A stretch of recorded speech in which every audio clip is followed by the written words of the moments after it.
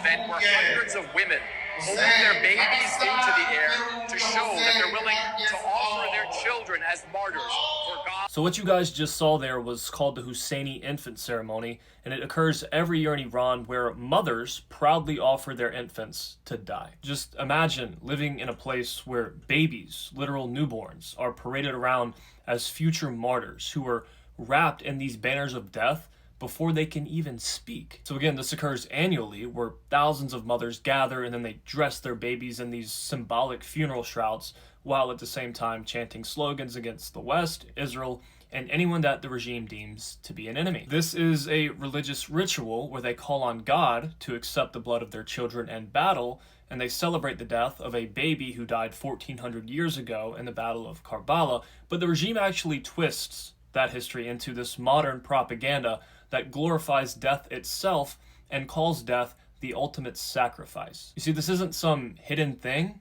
right? This is state-sponsored. State media actually broadcast this, and they train their society from infancy to believe that martyrdom, that dying, is the highest achievable goal in life. They teach that death for their regime is sacred, that it is a divine calling, and that the best way to prove your faith is to sacrifice your children. Many radical regimes throughout history have built power this way by hollowing out humanity and turning life into this political weapon to ensure that generation after generation will die willingly for whatever cause they promote. It is terrifying that they don't just glorify death, they raise their children to worship it. And this also just isn't Iran. Like, look at Hamas. They openly celebrate martyrdom and they teach children that the greatest honor is to die fighting against Israel, and they don't care about the lives of their own people. The saddest part is that many Westerners don't believe this to be true. If you actually go to the comments section of these videos, people are calling it propaganda, saying that it's fake. We as Westerners and what we deem to be a civilized society cannot look away from this. We can't let regimes